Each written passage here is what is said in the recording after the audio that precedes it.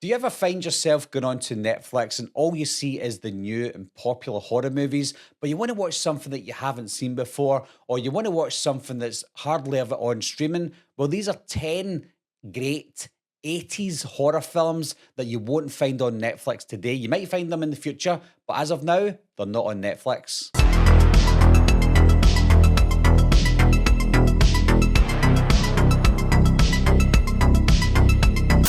First up, we've got Night of the Comet. This one's about a comet that wipes out most of life on Earth, and it just leaves two valley girls fighting for their life against these zombies. The film did come out in 1984, so it's one of those early horror movies from the 80s that I think we all love. When it comes to the mid 80s, right up into the late 80s, that was when it was prime horror.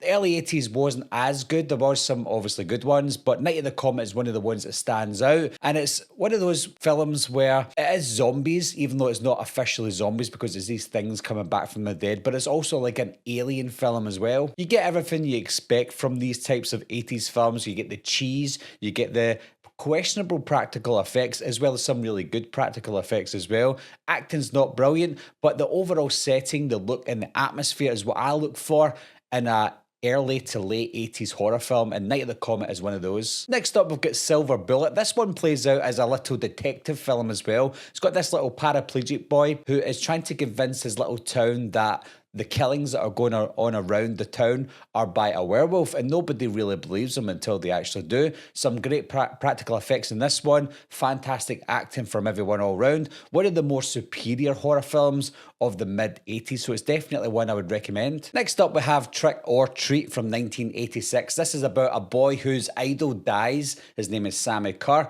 and he comes back to take over this little town, and this boy is the only one that can stop them. This is one of the many horror films that came out in the mid to late 80s that was more rock themed, but I think Trick or Treat is one that maybe stands head and shoulders above the rest. Next up, we've got Rawhead Rex. Now, this is one that scared me when I was a kid, especially that front cover, and it's about this monster called Rawhead that is awoken in this little Irish village, and it goes around killing everyone and anyone. If you're into your mood, your atmosphere, and films that are set in an isolated location, then Rawhead Rex is definitely up your street. Next, we've got Night of the Creeps from 1986. This one is similar to Night of the Comet. It's directed by Fred Decker, who also directed The Monster Squad, of course. And also, if you love Tom Adkins in horror movies, then definitely give this one a watch. Next on the list, we have Vamp. Now, this one is a very dark and dreary atmospheric horror film, and it reminds me of From Dusk Till Dawn, not in a pure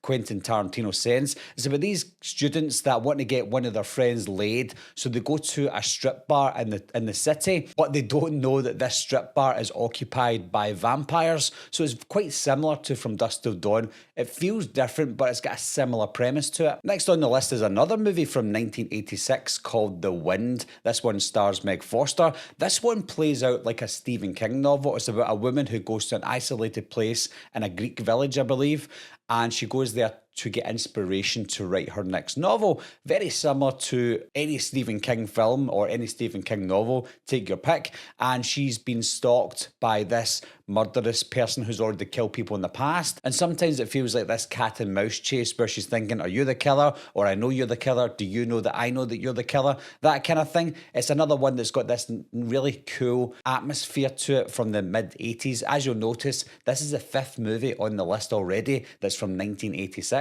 Next on the list, we've got Blood Rage. Now, some of you have probably watched this recently because it is a Thanksgiving movie, and this is one that took me by surprise because I wasn't expecting much from it. This is one where the poster lives up to the movie. You know, you go into video stores and the posters on the covers are fantastic, but the movies are bad. Not with Blood Rage. It's about this guy who has a twin brother.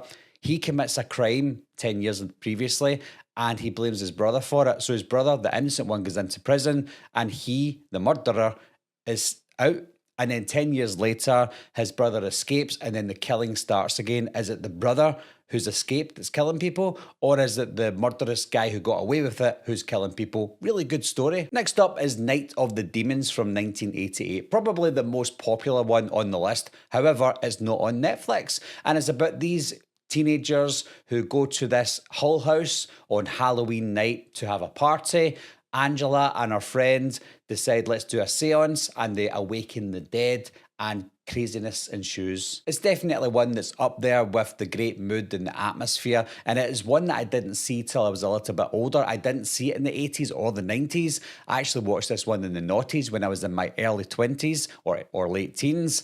And yeah, it's one that it feels like I watched it when I was a kid, but I didn't. It's got that much of an impact on me. Last on the list, we've got Nightlife from 1989. This one's got quite a good cast as well, and it's about this little boy who works part-time at his uncle's mortuary, and these bullies come. They know he knows who the bullies are, and they come and try to bully him and annoy him, but the dead come back to life. And it's kind of like this cheesy, cheap, late 80s zombie horror film, but because it's got such a good cast and good actors, it works. So that's my list of 10 great 80s horror movies that you won't find on Netflix today. Remember, as of today, when this video goes out, and then in months or years later, if they're on Netflix, that's not my fault. It's as of right now, as of recording this video. But is there any other horror movies that you would recommend to people that are just not on Netflix? Leave that list down below, guys. Let me know what you think, and I'll talk to you soon.